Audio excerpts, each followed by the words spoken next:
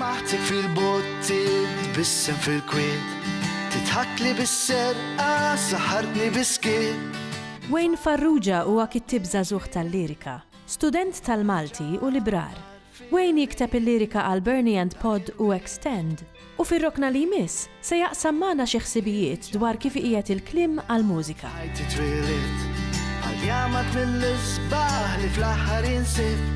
Il-ħiliet speċjali li għandek bżonn biex tkun tista' tikteb il-lirika, għandek bżonn żewġ ħiliet partikolari, għandek bżonn ħila lingwistika u ħila akustika. Ħila lingwistika għaliex inti tkun kapaċi taqbad il-lingwa u żżewwiġha mal-versi.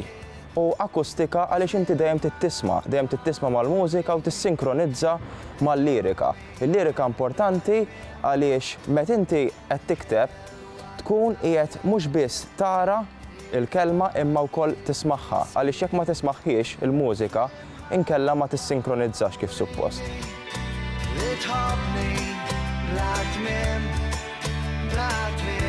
Jekk ħanibdew mill-lirika, hemm proċess naqa' twil mhux ħażin. L-ewwel ħaġa li trid tiddetermina hija t-tema se tikteb dwarha. It-tema jekk dwar l-imħabba, dwar in-natura, dwar problemi soċjali. Imbagħad trid tiddetermina wkoll l-għażla tal-vers.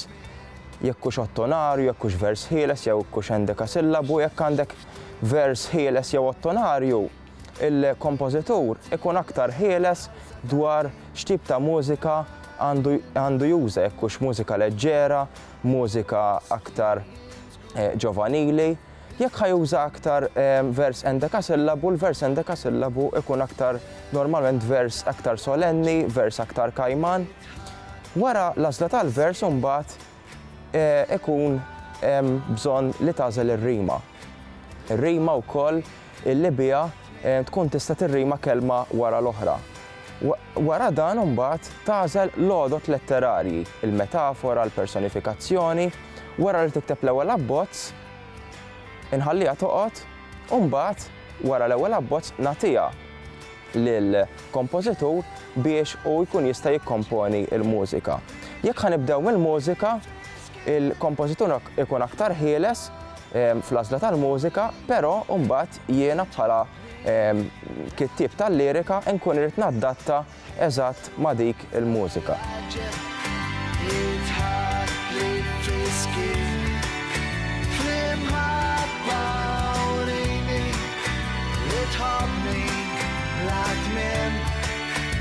Kollaborazzjoni li kelli fl-2014 kienet ma' maestro partikolari illi staqsini biex nikkomponilu xi innijiet kemm dawk devozzjonali u anke innijiet brijużi.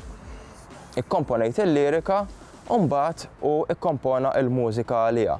Wara dan kelli kollaborazzjoni wkoll mal-Bernie and Pod, illum huma grupp rinomat bħal pereżempju ktibna wkoll Intu jien dal-miliet, ktibna wkoll Ħelwa tal-Għaġeb flimkien u wara mbagħad ikkollaborajt ukoll mal-Extend. Extend li huwa grupp illum rinomat ukoll fi żmien anke ta' snin 80 u llum ukoll għadu jinsab fostna bħala grupp partikolari illi għadu jikkomponi sal-ġurnata tal-lum.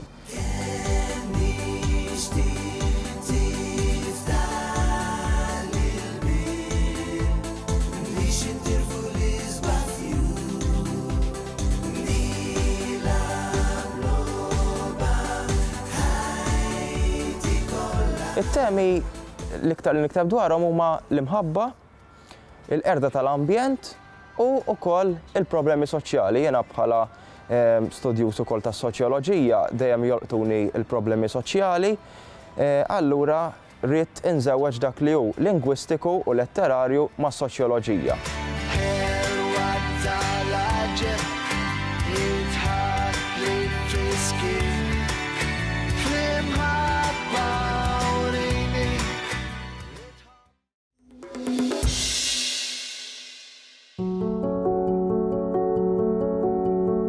Min barra li Anton Buttigieg serva bħala t-tieni President tar-Repubblika ta' Malta, huwa jibqa' magħruf ukoll bħala poeta maħbub minn bosta qarrejja u l-awtur tal-awtobiografija mill-album ta' Ħajti.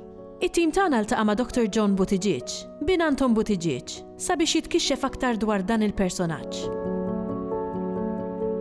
Missieri twilet Għawdex, il-qara Għawdex, aħna il-razza tagħna ġejja minn Għawdex, minn naħa ta' missieri.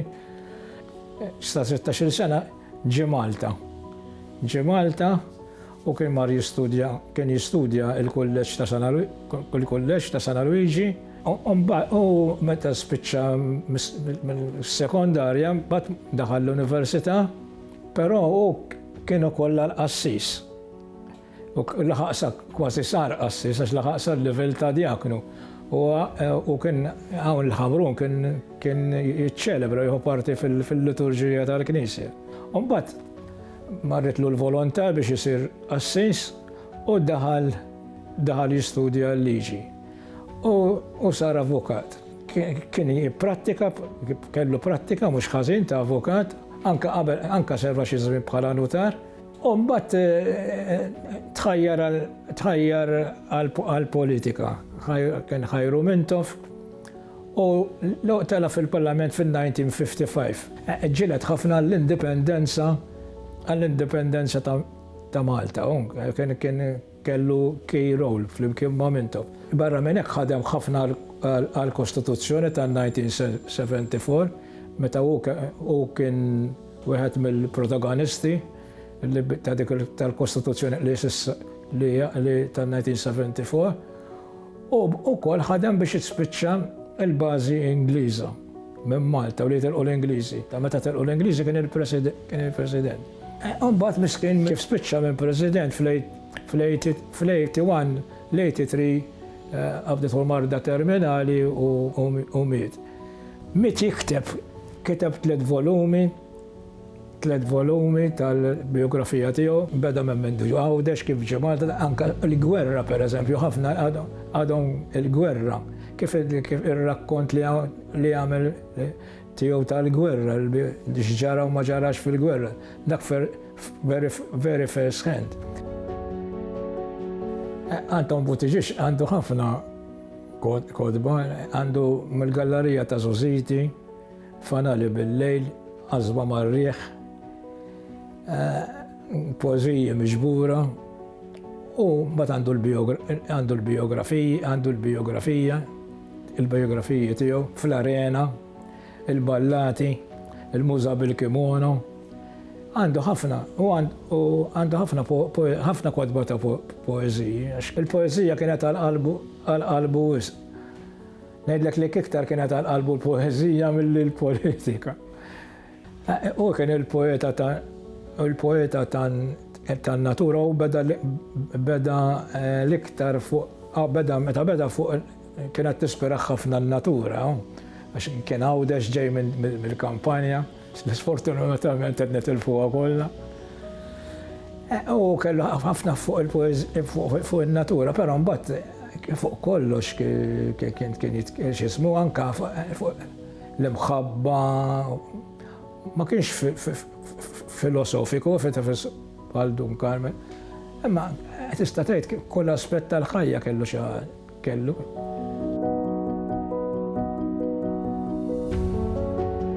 U l-poeżiji tiegħu huma kollha il-biblioteka. Ġifieri qabel ma miet il-manuskritti tiegħu kollha qegħdin il-Biblioteka Nazzjonali.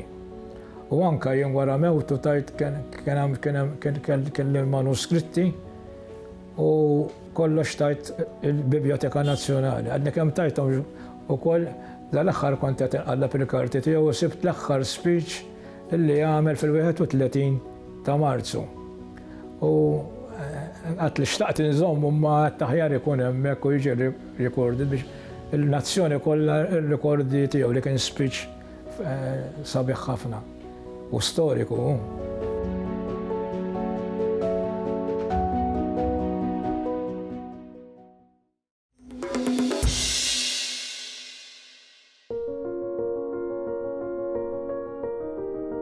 Bl-istampar u t-tixrid tal-gazzetti, il-kelma Maltija bdiet tasal fidejn il-Maltin b'aktar ħeffa u ferm aktar ta' spiss minn qatt qabel. F'ċertu sens, l-ewwel gazzetti Maltin stabbilew l-idjoma politika u letterarja ta' pajjiżna u ħaffew il-proċess tal-istandardizzazzjoni tal-lingwa. Il-gazzetti bil-Malti jibdew joħorġu verament bil-qawwa wara l-libertà tal-istampa. Ġifieri l-libertà tal-istampa kienet ġest politiku fejn iċ-ċensura ma baqgħetx, allura kulħadd seta' jibda joħorġ il-gazzetti. U dina ġrat bejn l-1838 u l-1839. F'daqqa waħda mbagħad splodew il-gazzetti. L-iktar li kienu joħorġu gazzetti, il-maġġoranza kienu bit-Taljan minħabba li kienet il-lingwa tal-letterati, però kien hemm ammont kbir ta' gazzetti, ġifieri biss ngħidu fl-ewwel 30 sena mill-libertà tal-istampa kien hemm xi madwar 180 gazzetta li kienu ħarġu u 18 minnhom bil-Malti. Mbagħad kien hemm ovvjament bl-Ingliż u l-maġġoranza bit-Taljan. Dan mbagħad żviluppa, kompla jiżviluppa fejn bdew joħorġu gazzetti magħrufin bil-Malti, fosthom ix-Xemx, in-Naħla ta' Agostino Levanzin, il-Bandera tal-Maltin ta' Manuel Dimek, sakemm mbagħad wasalna għal gazzetti tal-partit politiċi l-kbar biex niftehmu. Il-Malta tal-Partit Nazzjonalista u l-gazzetti li ppreċedew it-Times of Malta li kienu il-Berqa pereżempju tal-Kostituzzjonali, eċetera. U Malta ma kelli stamperija sa 1756, ġifieri ma sarx tippubblika ktieb bil-Malti ġo Malta għaliex ma kienx hawn stamperija. Minn bdew jixerdu l-gazzetti u l-gazzetti jinqraw anke mill-popolin. Għax il-popolin anke jekk ma kienx jaf jaqra, kien ikun hemm xi ħadd fir-raħal jaf jaqra u jpoġġu u 20 ruħ u jaqralhom x'qed iseħħ u x'mhux iseħħ. Ġifieri fil-gazzetti kien ikollok dal-gazzetti huma l-ewwel eżempju ta' paraletteratura, mhux eżattament letterari, imma kien ikollok stejjer, poeżiji, u mbagħad tsektik, gossip, teddit, ġlied, libelli, insulti. Dawn kienu l-gazzetti Maltin li kellna mill-1839-1870. U hemm oħrajn, gazzetti oħrajn li jintilfu bil-Malti ukoll, jiena ktibt fuqhom Lost Maltese Newspapers of the 19th Century, li ma baqalniex kopji tagħhom, imma nafu li kienu jeżistu għax fil-battibekki bejn il-ġurnali kienu jissemmaw.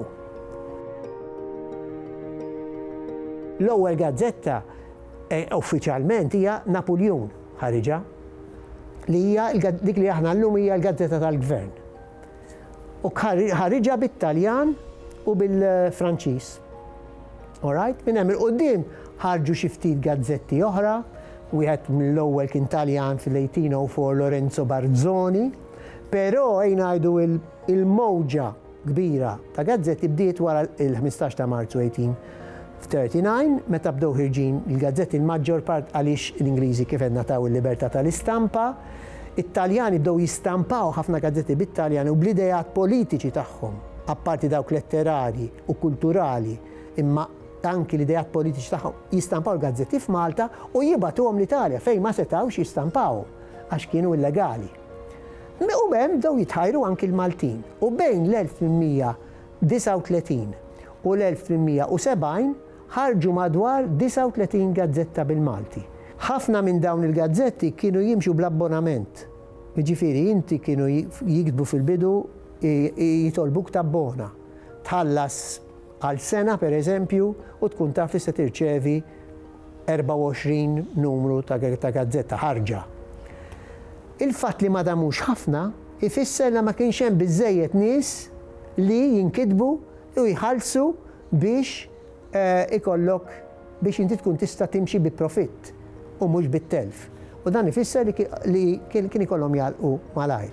Saru ħafna aktar popolari fis-seklu 20 meta naturalment kien hemm iktar nies jafu jkitbu jaqraw. Number 1, aħna dik tajn.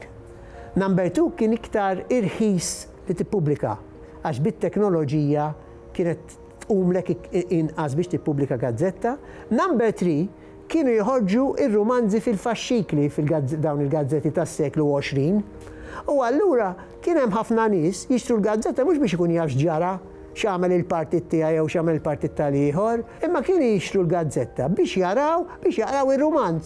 U r-romanz kien idu maddej sena u nofs, chapter kull ġimgħa.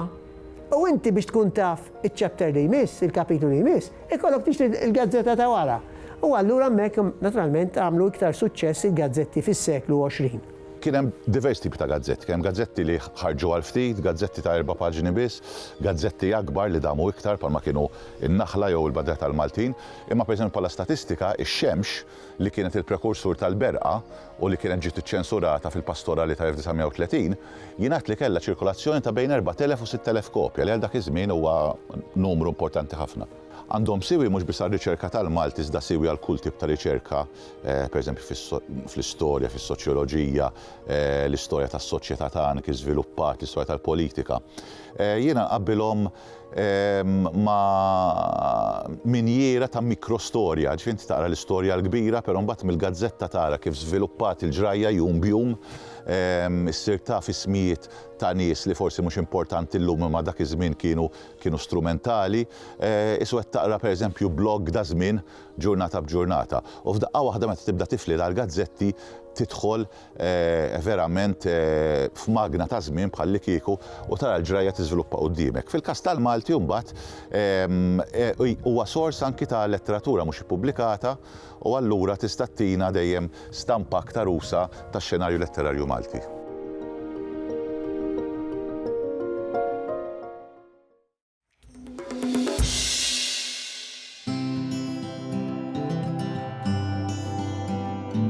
Max-xahar ta' frar ma nistawx ma niftakrux fin-Namur, fl-Erusija u f'San Valentinu, il-qaddis patrun tal-maħbubin.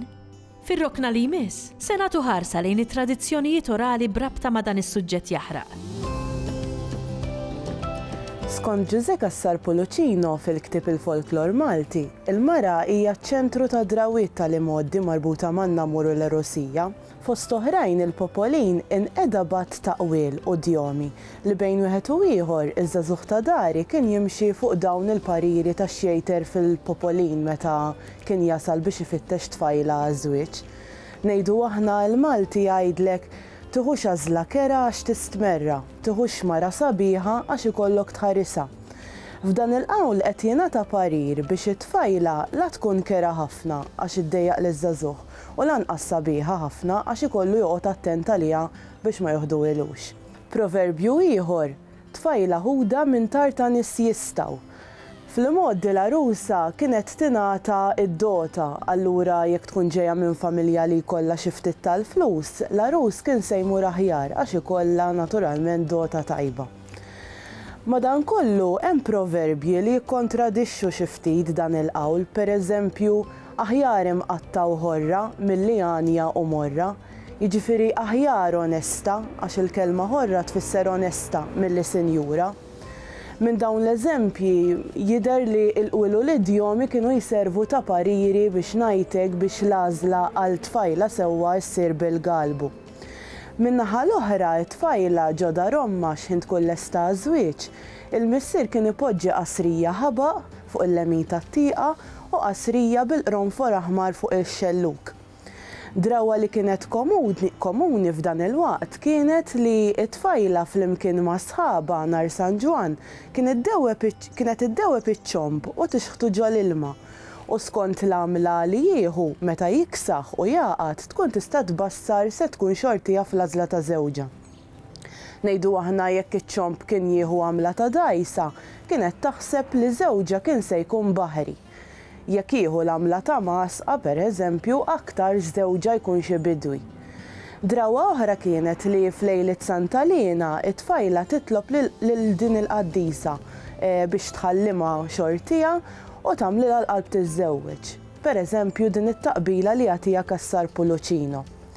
Santa Lina tar-risq u l-ħniena ħallimni xortija l-lejla, la rida ħamra lanqas irrida bajda imma rida ħadra. Cassar-Pullucino josserva li t-tfajliet kienu jitolbu hekk għax il-lewn aħdar ifisser tama u ż-żożija hija bla dubju iż-żmien tal-ħolm. Iż-żagħżugħ waqt l-għażla tfajla ma jkunx jaf kif jidher kompletament il-wiċċ ta' tfajla minħabba li kienu jinsattru bil-mustaxija, jiġifieri jagħtu nofs wiċċhom maktur. B'dan il-mod l-arus ma jkunx jaf jekk l-arusa ħadiġ grazzja miegħu l-aktar ikun rat ħares xi ftit liħ. b'xi mod jieħu grazzja magħha u biex jurija li jrida kien jitfaqrom fl-ħamra fuq widintu u maktur aħmar fuq spaltu b'tarf wieħed f'ħalqu u kien jibda jitlajja lejn fejn kienet toqgħod itfajla li jixtieqha bħala l-arusa tiegħu. Kien ukoll ġieli anke bl-akkumpanjament ta' sħabu janni taħt it-tieqa tagħha. Għanjiet bħal dawn li ta' parteċipant waqt intervista bħala parti mill-proġett dwar it-tradizzjoni orali tad-Dipartiment tal-Malti. Jien ġejn hawn il-lejla nanni taħt it-tieqa tal-ħanina, jien barra u hija ġewwa iż-sbejħa Katerina. Wiċċek warda qed ingħidlek għal tapposta ġejda l-ħin, jekk int triqda u mismani, jekk int imqajma ħu pjaċir. Skont Kassar Pulluċino dan it-taqbil kien jibqa' sejjer żmien sakemm fl-aħħar innamrat imur għand il-ħuttab jew ħuttaba. Il-ħuttab xogħlu kien li jfaħħar kemm jista' tajjeb tal-arus jew tal-arusa u mid-dialogi ta' De Soldanis u minn xi materjal ieħor li jagħti Kassar Pulluċino wieħed x'aktar x'ikun jaf bejn wieħed u ieħor x'kien jingħad l-ewwel għand il-ħuttab u wara għand omm ix-xebba. Min wara din il-laqa, il-ħuttab kien imur jara fl-iżżagħżugħ li mbagħad kien jibgħatu biex jgħid lill-ommu dak li sar u l-ħuttab jerġa' jfaħħar kemm jista' li tfajla li tħajjar għaliha l-ġuvni. Wara li kulħadd jikkuntenta omm l-arusa flimkien ma' xi ħabiba kienet tmur għand omm ix-xebba biex bil-kliem jagħmlu ftehim dwar id-dota. Ftehim li aktar tard f'lejlet it-tieġ kien isir bil-miktub għand in-notar. U minn hemm imbagħad tibda t-tħejja għal dakinhar tar-rabta li kienet issir f'dar l-arusa. Wara dan il-jum ta' rabta, iż-żagħżugħ seta' jmur ikellem lill-arusa tiegħu x'ħin irid. Iżda qabel jitkellmu hi kienet toqgħod fuq u hu isfel. Sakemm naturalment jasal jum it-tieġ l-arusa ma kienet toħroġ qatt minn darha ħlief għal qudiesa għax jekk kienet toħroġ l-arus seta' jħassar kollox. Bla dubju llum il-ġurnata dawn id-drawwiet marbuta man-namur u l-erusija illum inqataw għal kollox.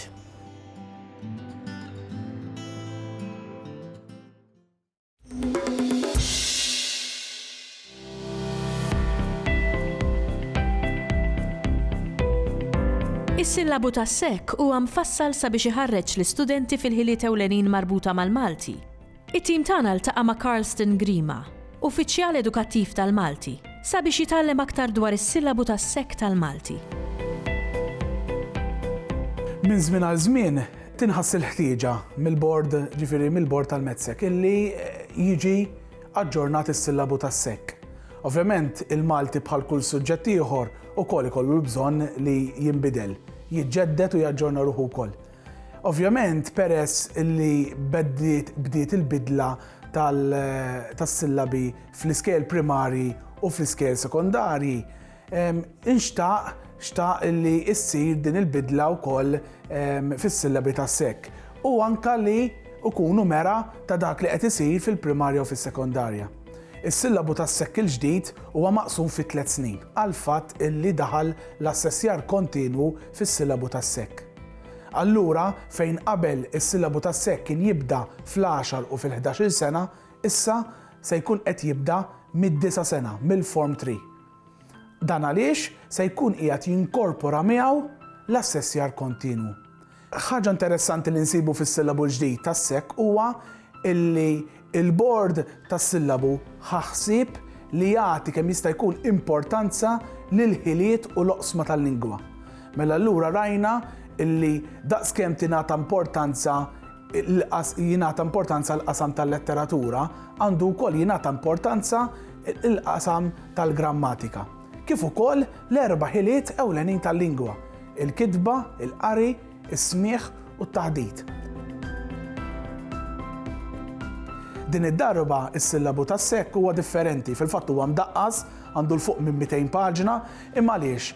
Għaliex l-allima għandu gwida ta' kollox. Mhux biss għandu il-kriterji tal-assessjar, il-kisbiet mit-tagħlim fuq xi se jkun qiegħed jibni l-lezzjonijiet tiegħu, imma s-sillabu wkoll għandu il-coursework kif ukoll għandu wkoll mudell ta' kif għandu jsir kif għandha jew kif se tkun il-karta tal-eżami.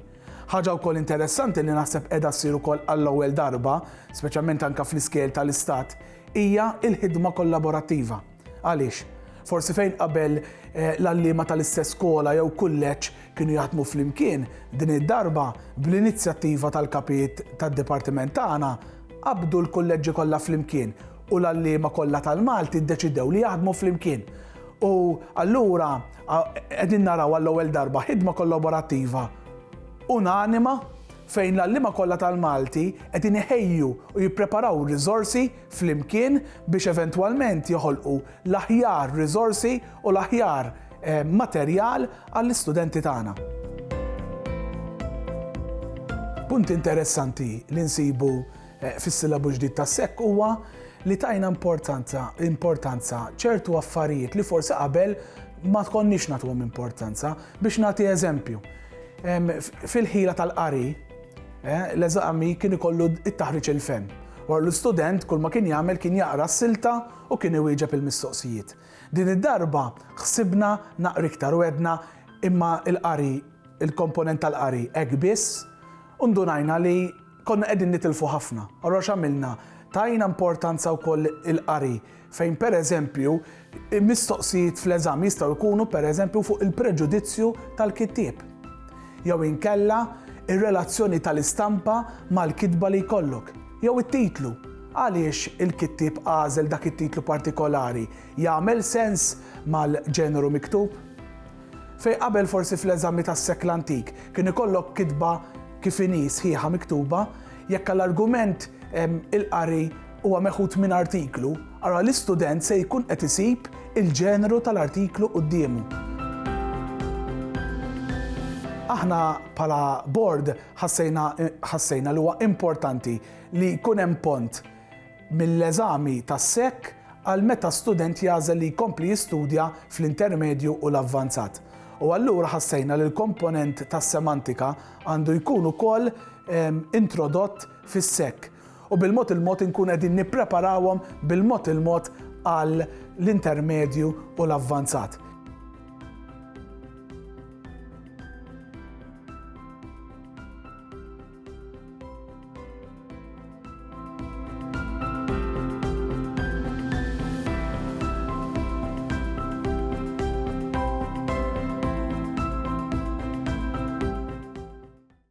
Il-Sinna jixtieq jirringrazzja lill-Aġenzija Nazzjonali tal-Litterizmu, lill-Kunsill Malti għall-Arti u l-Kultura, lill-Ministeru għall-Edukazzjoni u x-Xogħol, lill-Kunsill Nazzjonali tal-Ilsien Malti u lid-Dipartiment tal-Malti fil-Fakultà tal-Arti l-Università.